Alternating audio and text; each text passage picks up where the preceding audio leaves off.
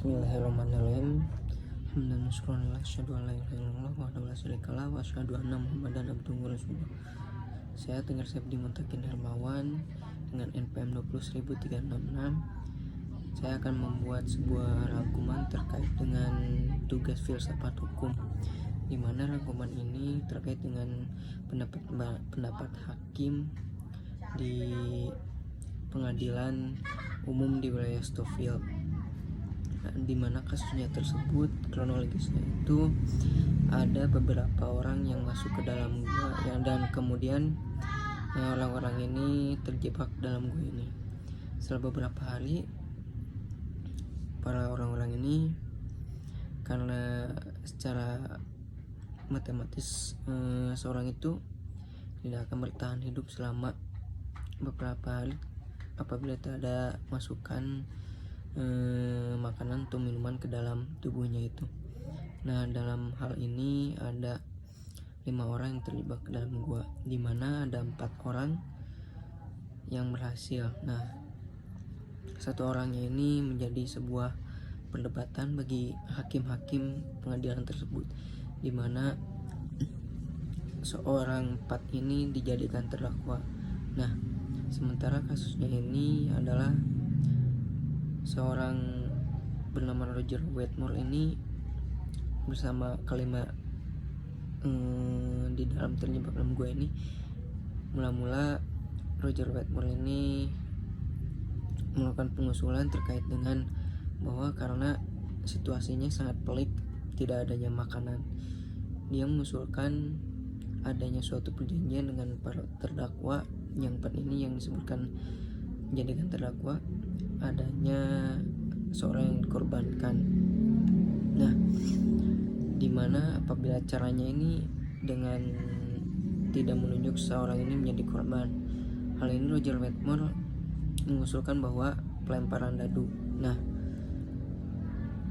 dimana Roger Wetmore ini kebagian sial, dia mendapatkan giliran dia dan dialah yang menjadi korbannya untuk melakukan pembunuhan. Lebih baiknya dikorbankan. Akan tetapi Roger Wetmore ini sebelum dilakukannya permainan tersebut, dia mengusulkan untuk mengundurkan diri. Akan tetapi apakah keempat ini akan menyetujui dari pengunduran diri Roger Wetmore ini? Akan tetapi keempat terdakwa ini tidak menyetujuinya.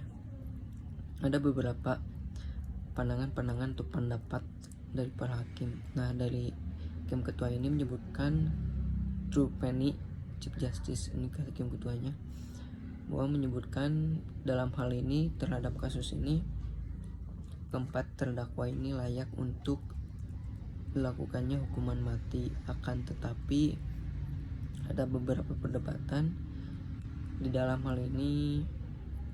Setelah adanya fakta-fakta ditemukan, para terdakwa terbukti bersalah atas Roger Wetmore ini. Akan tetapi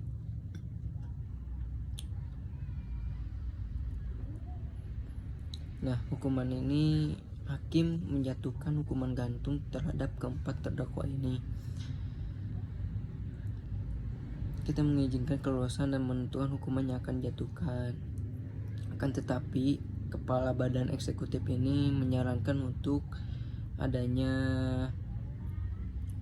permohonan. Nah, permohonan ini bahwa keempat terdakwa ini dihukum dengan 6 bulan karena mereka beranggapan bahwa ini adalah sebuah bukan murni suatu pembunuhan yang dimana undang-undang menerapkan adanya terkait dengan pembunuhan.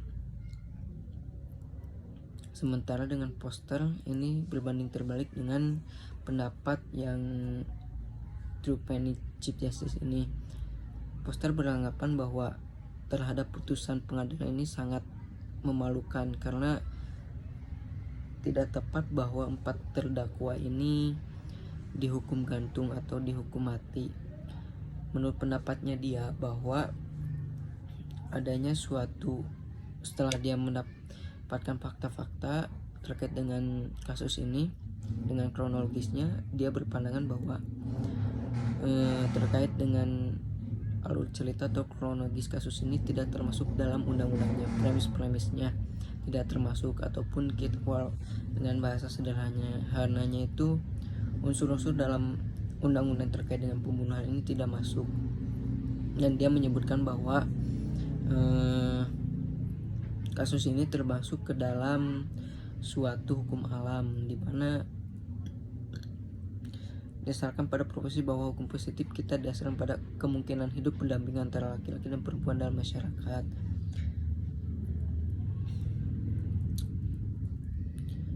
Karena beranggapan ini adalah hukum alam, karena kalau dia menerapkan dengan hukum positif, maka peristiwa ini tidak termasuk ke dalam undang-undang, unsur-unsurnya itu tidak masuk. Dia sebenarnya menganut dengan aliran positivisme, karena apa yang dikatakan undang-undang yaitu harus dilaksanakan, akan tapi dia menyinkronkan dengan undang-undang ini dengan kronologis kasus tersebut tidak masuk. Nah, ini berikut dengan pendapat lengkapnya. Rekonsiliasi yang benar dari asal pembelaan diri dengan undang-undang yang menyatakan bahwa membunuh orang lain adalah kejahatan dapat ditemukan dalam garis penalaran. Satu tujuan utama di undang-undang pidana adalah untuk mencegah orang melakukan kejahatan. Memang benar, saya setuju dengan terkait dengan hal ini, karena esensi dari akhir muara dari undang-undang tindak atau hukum pidana ini adalah adanya suatu pencegahan suatu tindak pidana ini. Apabila kita lihat dengan tujuan retributive justice, adanya balas dendam, apabila teori-teori ini dipakai, maka dampak negatifnya itu terkait dengan overcrowded atau over capacity lapas. Hal itu akan membebankan terkait dengan ekonomi negara. Maka dalam hal ini hukum pidana ini memang untuk pencegahan suatu tindak pidana itu sendiri. Nah, selanjutnya, seseorang yang nyawanya terancam akan mengusir penyerangnya apapun yang dikatakan oleh hukum. Oleh karena itu, dengan melihat pada tujuan umum dari undang-undang pidana, kita dapat dengan aman menyatakan bahwa undang-undang ini tidak dimaksudkan untuk diterapkan pada kasus-kasus pembelaan diri. Ketika alasan pembelaan diri dijelaskan dengan cara demikian, menjadi jelas bahwa alasan yang sama dapat diterapkan pada kasus ini. Jika di masa depan ada sekelompok orang yang berada dalam situasi tragis seperti yang dialami oleh para terdakwa, bisa yakin bahwa keputusan mereka untuk hidup atau mati tidak akan dikontrol oleh hukum pidana kita. Artinya dia beranggapan poster ini hukum kita ini atau hak untuk hidup kita ini diatur oleh hukum pidana, dan itu adalah suatu kontradiksi atau suatu pernyataan yang bertolak belakang. Padahal bahwa seorang ini hak untuk hidup atau mati itu terlebih hak atau mati itu di tangan Tuhan. Selanjutnya dengan pendapat Tating.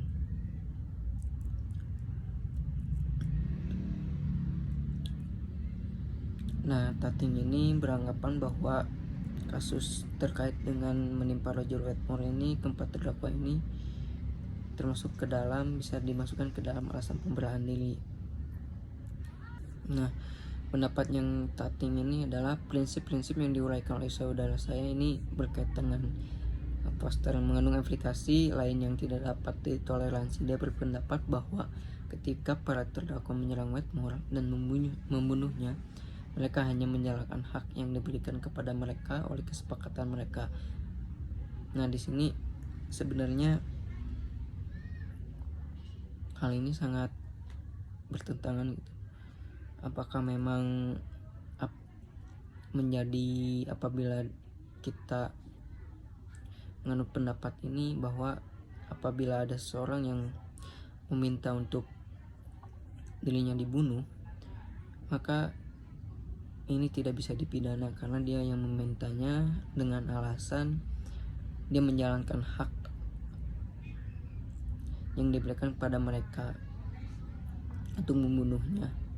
maka hal itu tidak sesuai dengan ketentuan hukum pidana yang saya baca kalau nggak salah di hukum pidana kita gitu, bahwasanya apabila ada seseorang yang membunuh diri, akan tetapi ada orang tersebut untuk menjurungkan bunuh diri, dia terkena pidana gitu. Hal ini dalam pendapat Tating ini dia tidak bisa, dia dimasukkan ke dalam pembelaan diri terhadap dengan 4 terdakwa ini. Nah, dia menanolikan atau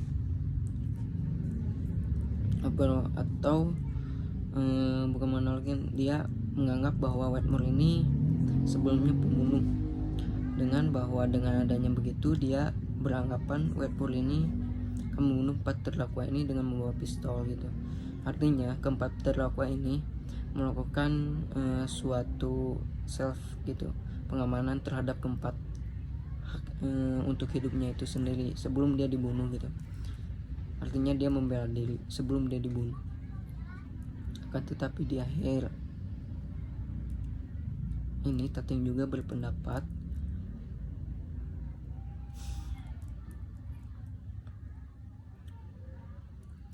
dia menganggap adalah suatu dikejutkan dengan absurditas atau keanehan yang mengarahkan orang ini dihukum mati ketika nyawa mereka telah diselamatkan dengan mengorbankan nyawa 10 orang pekerja yang heroik. Bagi saya sangat disesalkan bahwa jaksa penuntut merasa perlu untuk mengajukan dakwaan pembunuhan. Jika kami memiliki ketentuan dalam undang-undang kami yang menyatakan bahwa memakan daging manusia adalah sebuah kejahatan, maka itu adalah dakwaan yang paling tepat. Artinya dia menganggap bahwa dalam undang-undang itu tidak mengamanatkan atau diksinya itu pembunuhan ini terkait dengan memakan daging manusia ini termasuk ke dalam pembunuhan. Nah, dalam undang-undang ini tidak ada gitu. Dia menganut dengan hukum positif. Maka apabila di dalam undang-undang ini disebutkan bahwa memakan daging manusia ini ke dalam suatu tindak pidana, maka dakwaan jaksa penuntut umum itu sangat yang paling tepat menurut Tating. Balik lagi bahwa Tating ini berpendapat bahwa keempat terdakwa ini melakukan tindakan tersebut itu termasuk ke dalam pembelaan diri. Selanjutnya ada pendapat terkait dengan kasus ini adalah Kinji, dimana Kinji ini memberikan 2 pendapat atau pernyataan, yakni dia bisa saja para terdakwa ini hukumannya meminta untuk dikuatkan, akan tetapi dalam hal ini dia meminta kepada eksekutif atau sistem pemerintahan ini memberikan gerasi terhadap terdakwa ini. Akan tetapi di akhir pendapatnya, pernyataan ini dia meminta dan menyimpulkan bahwa hukuman tersebut harus dikuatkan. Nah, terkait dengan pendapat Hendiji ini berbeda dengan pendapat hakim sebelumnya, di mana dia menyerahkan kepada kasus ini terkait dengan opini publik. Dia menyatakan sekitar 90% menyatakan bahwa para terdakwa harus diampuni atau dibebaskan dengan semacam hukuman ringan apabila ini diberikan kepada opini publik karena alasan moral gitu. Kan tetapi apabila dengan mengkaitkan dengan ketentuan undang-undang yang berlaku hukum positif, maka peristiwa yang terjadi kepada Roger Wetmore ini adalah dia layak atau pantas untuk dihukum mati sesuai dengan undang-undang. Akan tetapi dilihat dengan sisi hak moral atau moral gitu, dia tidak akan dihukum mati gitu. Aku mendapat atau dibebaskan dengan semacam hukuman ringan sesuai dengan pernyataan publik. Nah, dia menegaskan maka sangat jelas bagaimana perasaan publik terhadap kasus ini, dapat mengetahui bahwa hal ini tanpa jejak pendapat tentu saja berdasarkan akal sehat atau bahkan dengan melihat bahwa pengadilan ini ternyata ada 4,5 orang dan 90% yang memiliki pendapat yang sama. Pembelajaran terkait dengan setelah saya membaca kasus ini atau mempelajari kasus ini dan merangkum meresum kasus ini, dengan adanya pendapat hakim, bahwasanya saya menyimpulkan bahwa bisa saja suatu keempat terdakwa ini melakukan kebohongan gitu. Artinya bersekongkol karena tidak ada saksi lainnya, dengan bukti yang sangat minim dengan adanya keempat saksi saja yang terjadi terhadap perkara pidana ini, yang artinya bahwa hanya Tuhanlah yang tahu bahwa siapa yang salah dan yang layak terhadap hukuman dalam hal kasus ini. Sekian terkait dengan presentasi filsafat hukum atau tugas resume ini. Mohon maaf apabila ada kesalahan. Wassalamualaikum warahmatullahi wabarakatuh.